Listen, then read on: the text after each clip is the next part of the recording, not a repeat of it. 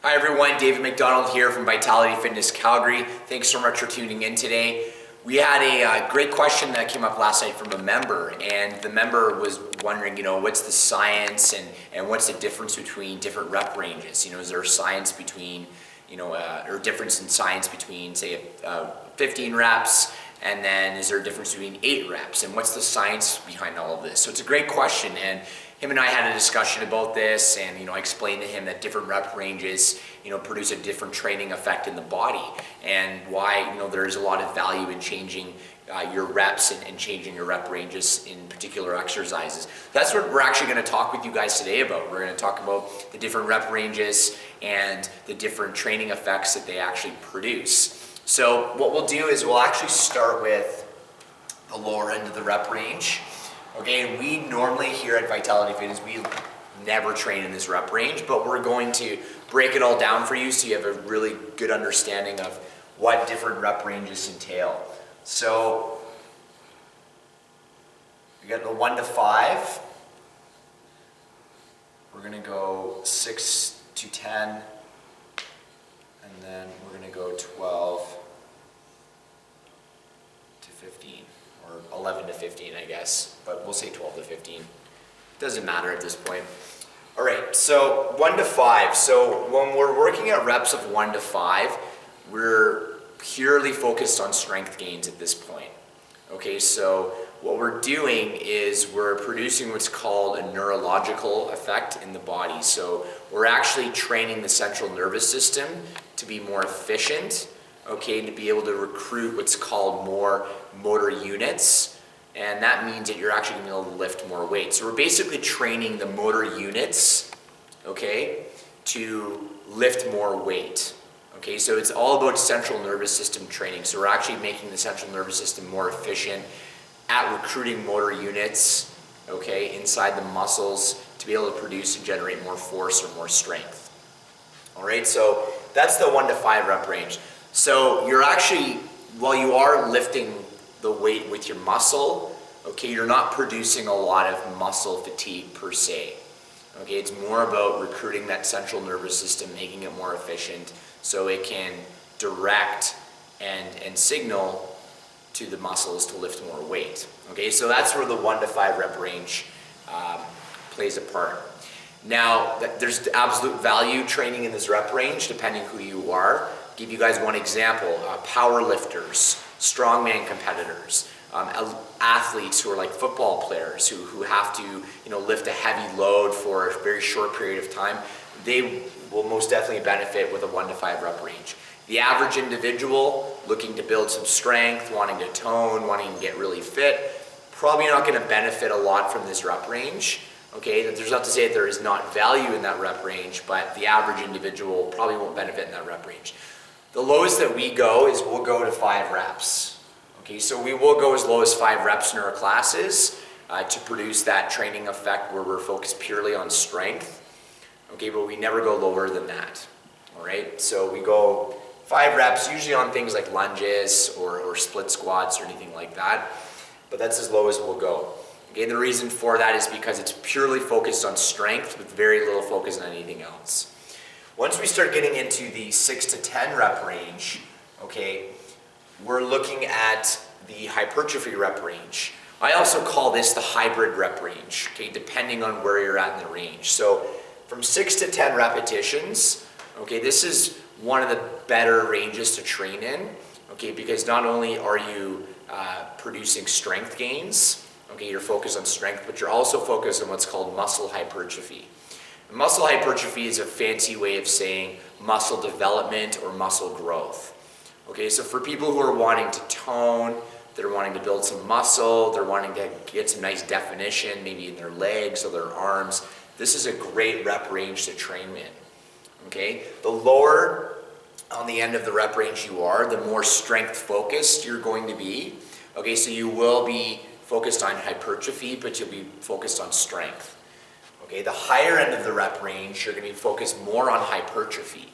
Okay, so you're still going to get strength benefits from this rep range, okay, or from the higher end of the range. Okay, you're still going to get strength benefits, but you're going to be more hypertrophy focused. So it's really about muscle development, muscle fatigue, building muscle, growing muscle, things like that. Okay, the 12 to 15 rep range, okay, you're exclusively focused on muscle hypertrophy. Okay, so you're not going to see a lot of strength gains in this rep range. Okay, you'll see small strength gains, but when you train in the 12 to 15 range, okay, your goal is not to build a lot of strength like it is in the 1 to 5 range. Your goal is purely about muscle development, muscle hypertrophy, isolating the muscle, fatiguing the muscle under, a moderate amount of load. Okay, people tend to get in their mind and tend to get in their head that, if I'm going high in reps, it means, I can go much lighter in weight. And that is true to an extent. You still want to be lifting a load and lifting a weight that is going to challenge and fatigue your muscle. Give you an example. The client that I was chatting with last night, he had mentioned that he had significantly reduced his weights on deadlifts when we were training in that 12 to 15 rep range. I think he had dropped it like 30 pounds, and I said, whoa, you don't need to drop that much, maybe 10 to 15. You still want to keep that weight heavy relative to your fitness level and your strength, okay, because we still need to challenge those muscles. So the 12 to 15 rep range, you're exclusively focused on isolating the muscle hypertrophy, muscle growth, things of that nature. And when you guys train in different rep ranges, there's going to be a completely different effect, okay, in terms of how you feel, okay, the internal feedback you're getting from your body, how you feel after the workout. When you train in higher ends of the rep range, you're going to have a lot more muscle soreness, okay? You're probably going to need a little bit more recovery between your workouts, okay? The actual training session, you're going to find a lot more challenging in many ways in terms of muscle fatigue and muscle isolation. Okay, when you train in that lower end of the rep range, the 1 to 5, or even when you get up into 6, you're not going to have as much soreness, okay, but you're going to be challenging yourself more from a strength perspective. Okay, so that's what the different rep ranges entail. The other thing to consider is time under tension. So when we lift 1 to 5 repetitions, okay, we're under a lesser time under tension. Okay, when we start getting into the 10 to 15, we're under a greater time under tension. So we could be putting our muscles under a 45 to 60, even up to a 90-second time under tension, depending on how slow we're lifting. So it's going to create and produce a completely different response and a completely different effect in the body, okay, with these different rep ranges. Once we start getting up to that 15 rep range, we are also starting to move more into endurance-based training. I would say anything over 15, you start getting to that 16, 17, up to 20 rep range. You're now focused on muscular endurance, and you're actually going to be getting some cardio benefits from the weight training. Okay, so it's going to be more metabolic, more cardiovascular. Now, there's not to say there's no benefit in that, but in terms of a muscle toning, muscle development standpoint, you don't want to exceed 15 reps. And the reason you don't want to exceed that is, one, you're going to be moving into more of an endurance rep range, and two, most people are not going to be able to lift a heavy enough load to produce the response that they want, to challenge the muscle, to fatigue the muscle, to isolate the muscle, to produce the effect that is going to lead to muscle development, muscle toning, things like that. So that's why you want to stay 15 and below.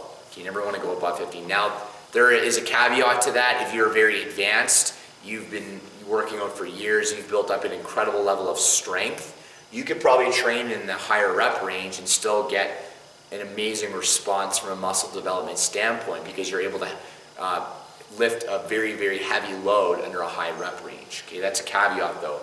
So for most people at home who are watching this video, if you're wanting to tone, define, develop some muscle, build some muscle, have a nice defined toned look, you want to stick with that 6 to 15 rep range. Okay, that's the magic number.